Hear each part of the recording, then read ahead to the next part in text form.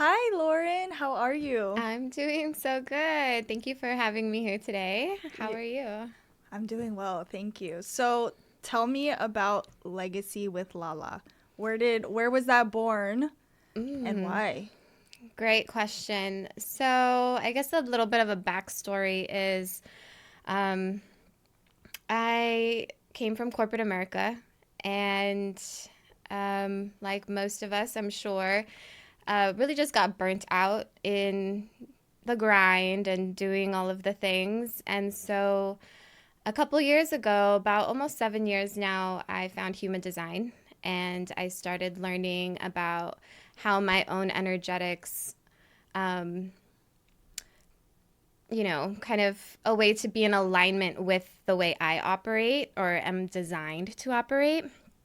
So after a decade in corporate America, I left. I started a business and now I have two. And one of those is in the financial industry, but with kind of like a twist, right? I definitely love incorporating human design into finances. And so, yeah, my goal with that business is legacy for everybody, and hence legacy with Lala.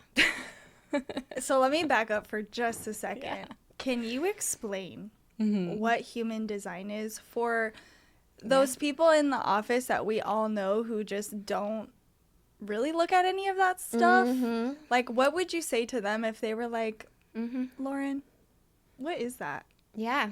Yeah. So it sounds woo woo, right? Human design. And it definitely is an incorporation of a few different frameworks, one of them being astrology, the other being the I Ching and the Kabbalah.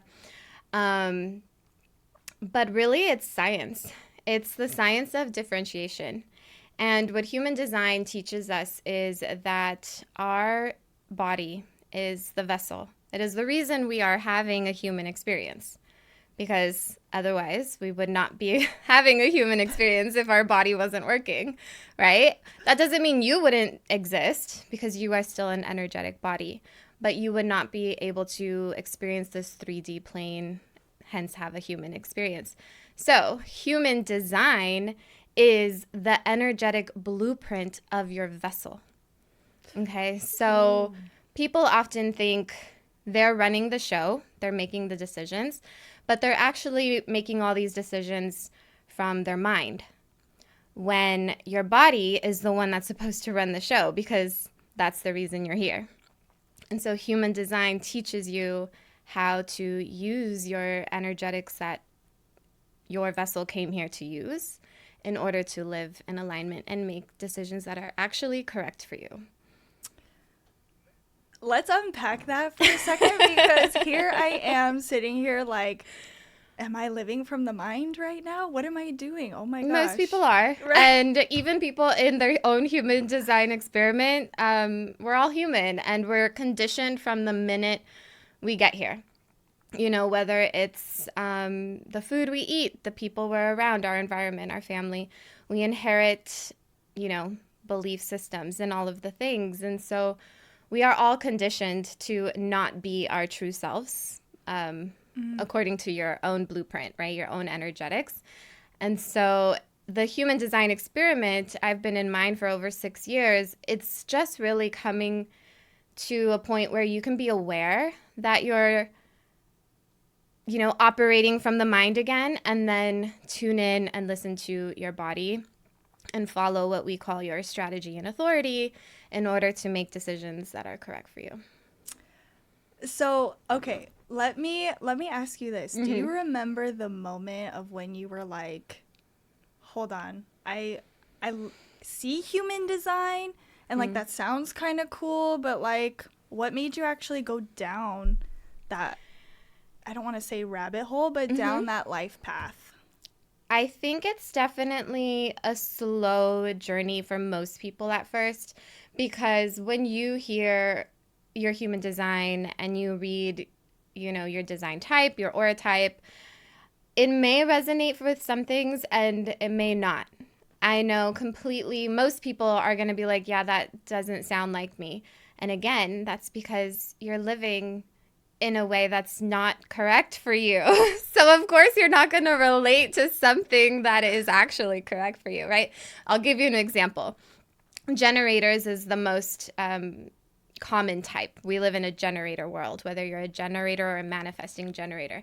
And the archetype of the generator is like this, I don't want to say an energizer bunny, but kind of, right? Like they Can have confirm. this life force energy, and they're at like, go, go, go, go, go. And they're meant to be able to hit the pillow at night, fall asleep, and then wake up and feel refreshed and do it all over again.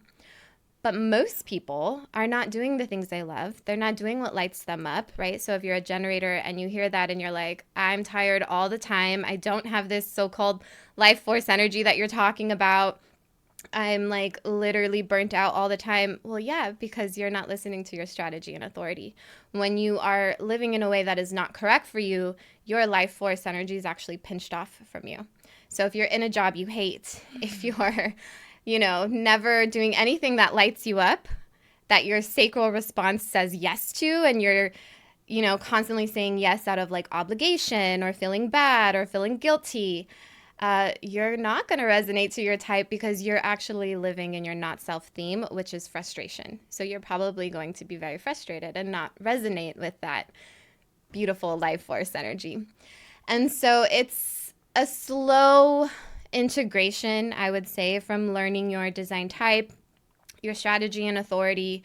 It can definitely be a lot of information, so it kind of is hard to digest at first. And then it really is just experimenting with it in your everyday life. And when you start to see those shifts, you start to get more intrigued and you're like, okay, yeah, I want to know more because this feels good. I'm like in alignment. Things are working out for me. I'm satisfied with life, right? And so Yes. That is so right. That's exactly what happened in my life. Yeah. I started experimenting, and that's what human design, I feel like, is about. You're supposed to experiment because you're not doing it right now. Yeah. It's an experiment. And here's the thing too is like it's different for everybody. Yeah, there's 4 human design types, but your energetic blueprint is as unique as your fingerprint. And so it's really unique. And so it's different for everybody. And so you want to experiment. And even if your design type says not to do something, you can still do it. It's still just a human experience, right? You can still do it and then just take note of what happened after. Did you not feel good in your body? Did you feel frustrated? Did like all the worst things happen? And then just realize like, okay, well, that kind of is my evidence, right? That I'm acting out of my own human design, right? And so it's all just an experiment and you get to choose how you want to experiment with it. So for everyone listening, when they're experimenting with human design, and you said they can try different things, and maybe even though their type says they shouldn't do that, but they actually enjoy it, is that actually their ego telling them that, hey, they like it, or is that actually working for their I blueprint? would say the result of the experiment will tell you, because if you are thinking that you like something, but then you feel like crap afterwards, or you have to like pick yourself back up, like maybe there's a recovery time for whatever reason, or maybe your life starts falling apart, or you're just, bitter, frustrated, angry, then that would tell you that that's not actually correct for you, even if your ego or your mind says, I like this thing. It's similar to like sweets, right? We all love, well, not everyone, but I love sweets. Yeah. But they're not the best thing for you, right? So it's like, just because you like something doesn't mean it's good for you. Oof. Can we just let that sit for a second? Because, like, that's so true. It's like you could actually like something. Like, how many of us have gone and done something over and over, and then there's that one day where you're like, well, shit, I actually hate doing that. What am I doing? And that's the same thing with sweets. But now I want to ask you, how does that relate to the financial industry where it's like we all want to make money. Let's be real. Yes. We all want to make money and feel good. Yeah, exactly. Well, money is never the goal, right? It's a tool. The goal, I think, for most people is freedom, options, choice, Yeah. right? When you don't have access to money, enough money, it limits your choices. It makes you, it's a restraint, right? So money is really just a tool to get to the freedom. And another way to get to freedom is alignment. And so when you're living in alignment with your own energetics, opportunities come to you. Therefore, the money is just a byproduct of that, right? And so there's no necessary like strategy. Obviously, being in the financial industry, we can sit down and create an actual strategy to reverse engineer your goals, right? And meet them. But if you're living in resistance to your own energy, that's going to be a lot harder. It's going to take a lot longer. You're going to be on the hard path. Whereas if you're in alignment, it should flow to you much easier. So if you're sitting there and like, as you said, it's freedom. When you have resources, you have more freedom. That's a fact. We all know that. Yeah. But if you're sitting there and you don't have the resources and or the freedom, then how can you start figuring out what's in alignment in order to get yourself to that point? My answer would be human design, right? Because you learn your own human design is basically one big self-awareness project. It's, or a self-improvement project. But really, I would say self-awareness because it gives you insight to how you operate. Right. There's also something within the human design systems called the variables, and they're the 4 little arrows in your body graph. That is your actual operating system that your body is operating on. And I think that's a very underrated piece of human design that not a lot of people understand or talk about in depth. There's very little information out there on it. So it's just digging deeper into your own unique energetics and learning to listen to your body, really, at the end of the day, because your body is the one that's signaling yes or no or maybe not yet, right? And so the mind loves to get in the way and be like, oh, but you should because X, Y, and Z, or you shouldn't because of what will they say, or all of these other things. But if you can tune out the noise long enough to hear your body and just trust that that's the decision for you, then that's how you start to see the impact in your life and fall into alignment. And that's where human design is a science experiment. Yeah. Because you don't just develop that trust within your body like right away. You have to work at that. Yeah, well, you'll see the more you start to experiment, the more evidence you're collecting because you're like, oh, I made this decision and all these good things happen and I feel great and better things happened like after that, right? More things are coming to me. I'm magnetizing, relationships or business partnerships or opportunities where I'm starting to, just fall more into alignment. There's a lot more ease. That's not to say you're never going to have resistance or challenges, but it's not going to feel like an upward battle, right? Like an uphill battle. It's going to just be your normal human experiences with challenges or obstacles, right? Because otherwise you don't learn, you don't grow. You have to have some kind of resistance in order to learn and grow. Thank you.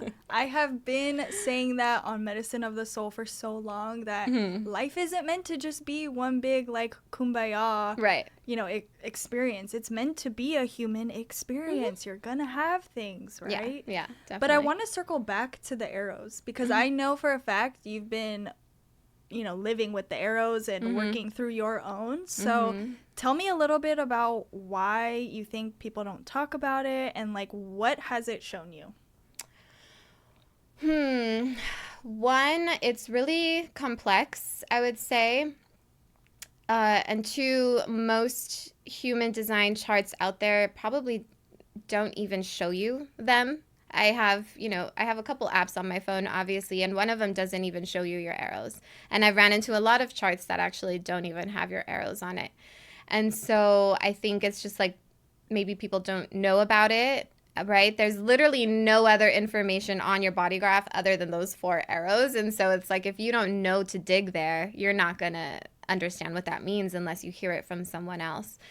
And even in the literature out there, the only way you can get access to it is to pay for Ra Uru Hu, who is the original founder of human design, to his original lectures. If you can't get access to those, then you're not really going to know how to utilize it. Yeah. What a secret club. But like, yeah. I don't think it's meant to be a secret club. No, it's not. No. And there are many, I would say, human design enthusiasts or readers out there who do touch on it. Mm-hmm. But again, they touch on it in just a very like specific area. For example, your digestion, right? They'll like, okay, either it's how you digest information or how you digest food. And it's like, okay, great. But what is that? What does that mean? What do I do with that information? Right? And it's really you learning that you have this, framework or this like archetype and experimenting within it and then seeing what works for you from there. That's so much to unpack right there. There's a lot to unpack with human design, and that's why I think it scares a lot of people off right away because it's so much information. And it's just something that I like to say is you'll feel called when you're ready or when your body's ready to dig deeper. So don't try to like learn it all in one session. Just go with the nudge wherever if it's just your design type for now, that's fine. If it's just your strategy and authority for now, that's fine. If it's just variables, that's fine. And then let it evolve like organically, right? So. Yeah, that makes a lot of sense because I love human design. I mean, I'm definitely not an expert in any way, but I want to say thanks to you is kind of where I realized, let me choose one path and then like kind of explore that. And then from there, it'll grow, right? So then how are you helping people with pairing their strategy, pairing their human design with their finances, or even just in your other businesses? I think it's really just a tool to, again, giving them information in a way that they digest it best, right, depending on their variable. So in the variables, the left arrows represent very focused energy or strategic, right? Very structured. Right arrows are more open and receptive and not as structured, right? And so if someone's going to digest information in a way that's, not structured, then you want to be able to kind of give them a plan that still holds structure because that's the kind of world we live in, but so that they're able to stick to it in a way that doesn't cause so much resistance to them, right? So for example, a budget. If some people out there will thrive better on, okay, I know I have to allocate this much a month to this bucket, right? Other people, that's going to be really hard to maintain because it's just too much, it's too rigid, right? And so instead of giving them an actual number, just say it's a habit. You put something there every month, right? For example, we're talking about a savings account or a high yield savings account. And so instead of saying you need to save $150 to this bucket every month for the next 5 years in order to hit your travel fund goal, we just build the habit for right arrows, for example. Like, okay, whether it's $5 this month or $100 this month, just make a habit of putting something in your high yield savings account every month. Because the more they come into alignment, the more income is going to come in and the habit is already there. So the money is going to show up regardless. That makes a lot of sense because you need the habits, guys. We keep saying this. We need habits because you won't get to where you want to go without building that foundation first. Yeah. So tell me, because you helped me with my own financial strategy. So one thing that I think is really, really key here is retirement. Because I know I don't want to be working till I'm 65 and then, stressing out at the end, right? Yeah. So how do you help people with their retirement? Yeah, so again, legacy, right? That's the whole goal. And for me, I like to definitely have a spin on generational wealth, creating generational wealth, right? So not everybody wants that because not everybody's in the position to have that. Maybe they don't have kids, maybe their kids have their own thing going on. But I like to definitely always default to creating generational wealth so that we can always just, set up the future to be well resourced, right? And the right people to be well resourced. And so that's kind of just my default mode. But yeah, growing, here's the thing about the finance industry. We have a really big barrier to financial literacy. And so that's not things we're taught in school. It's not things our parents were taught, so they didn't teach us. Financial literacy is the biggest missing piece. And really, I would say like the only missing piece for people to actually plan for their future, right? Because like I said, if you have a clear goal in mind, you can get there no matter what. The other thing I like to say is everything to do with money is just numbers. Anything to do with numbers can be reverse engineered. So it doesn't matter if you have a goal that seems way too big. It can still be reverse engineered. It's not a matter of if we can hit that goal, it's just a matter of when, right? How long is it going to take? It may take 25 years. That's just reality. But we could still actually hit the goal. And so if it's a goal you really do want to hit, let's talk about it. Let's reverse engineer it. And, one of the ways we help people with retirement is just making sure that they are leveraging vehicles, financial vehicles that are making their money grow. Most people have their money in a bank where their bank is not giving them any interest on their, I think some of the banks are like 0.01%. If you know anything about compound interest, that means whatever you have in your savings account is going to take 7,200 years for it to double. Basically never. Okay, if you're holding money, do not hold it in a bank. At least have it in a high yield savings getting 3-4% on an annual basis because it's sitting there, right? The cost of living keeps going up, inflation. Not to mention the banks. I don't know if this is actually gonna, get reported or like get taken down off the internet.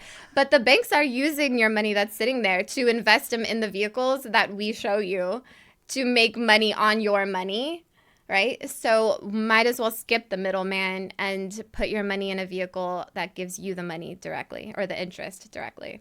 And so that's how we help with retirement. That's how you help with retirement. Yeah. I just want to confirm. I don't care if it gets taken down, but as someone that works in corporate America in, not directly the financial industry, but I do work with finances a lot. I can confirm they use your money. Yeah. They do it. I mean, that's how a pension works. They have money and then the bank borrows that money and then puts it somewhere else. That's why we're here, right? So anyways, before I get off on a tangent here, I just want you to talk a little bit about why generational wealth is important to you.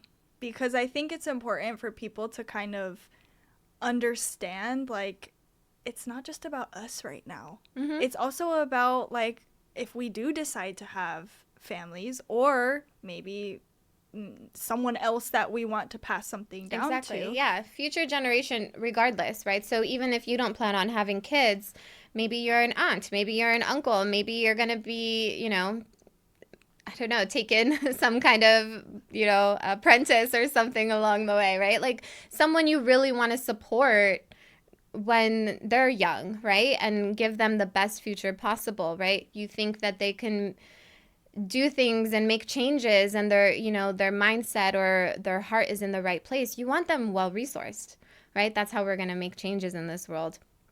Is getting heart-centered people the money, right? Putting the money in the hands of heart-centered people with good intentions, people that care about the community, people that are going to invest back into the community, right? And so I think generational wealth is just super, super important, even if you don't plan on having kids, right? Build up that wealth and donate it. Donate it to your biggest charity. Any charity can be a beneficiary on life insurance or any other vehicle, right? So it's like, it's just really important to make sure. I think it goes back to what we were saying earlier, is freedom, is options, choices. Money is a tool to get those, options, to get those decisions. If you're limited in your decisions, your reach is also limited. Mm-hmm. And so you can't make the impact you're wanting to make if you're not well resourced. You just hit on something so hard right now, and I want to touch on it, is the fact that if you don't have the resources, your reach is limited. Mm-hmm. So then with that in mind, is all of this financial research or financial knowledge, is it something that's inaccessible or is it accessible? It's very accessible if, I guess, you know the right people, right? And so and really that's how you get ahead in this world, right? It's not what you know, it's who you know. Sadly, that's the world we live in. And most people that have access to this information go to, big financial giants like I don't know, Morgan Stanley or Merrill Lynch, right? Things like that. And, speaking with what we like to call a financial bro, right? And to even sit down with someone like that, typically you have to have $500,000 in assets. Mm-hmm. So you're already well resourced to get that information, right? And so that's something that I love to combat against. We sit with clients, me and my agency sit with clients complimentary and provide this financial literacy for just everyone, right? So it doesn't matter how much money is in your bank account, doesn't matter what kind of job you have, you still have access to this information. So that's our biggest mission. So then how can people find you if they're interested in learning about any of this financial stuff? Yeah, I'll definitely give you all my info to put in like the caption or the links, but my Instagram is at legacywithlala, so you can find me there and reach out. And I have an intake form on my bio, so you can fill that out and set up an appointment. I love that. Mm-hmm. And I just want to thank you for joining me on Medicine of the Soul with a mashup, Legacy with Lala. And, the human design and finances, I think they go together. Mm-hmm. I know they do because I'm living it in my life right now. Yeah. And so thanks to you, I found that path. Yeah. And just for a little bit of background, we met how many years ago? Like 3 or 4 years ago now? I don't even know. Closer to almost 5, I think 4.5. I think 2022. 2022, and here we are. 4 years, yeah. 4 years, yeah. So we met 4 years ago, and let me ask you, are you the same person 4 years ago that you were today? Or that you are today? No, I'm a different person almost every 6 months because I just continuously, am in my human design experiment, refining my own energetics, but also just do a lot of work continuously. So, and I would say the same for you. You're definitely not the same person that I met. Like nowhere close. Nowhere close. I think I was so I knew I wanted to be friends with you, and not in like a weird way, mm-hmm. but just more like I knew we would be friends. Yeah. But I was so unsure of myself that I was like, hi. You know what I mean? But yeah. I'm just like you, constantly working on myself, constantly wanting to see the next level, while also I am the Manny Jen. So yep. I am like an Energizer bunny. Yep. And I have to remember that sometimes it's okay not to change. Yeah. I have to remember that. But thank you so much for being on this podcast. Of course. Thank you for having me. Of course. All right. I think we're good, Mateo.